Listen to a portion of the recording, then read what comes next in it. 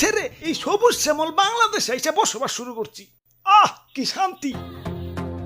नागिन नागिन नागिन नागिन नागिन डांस नचना। আহ তোমার নাচে সন্তুষ্ট হইয়া তোমারে আমার 101তম বিবি বানাইলাম।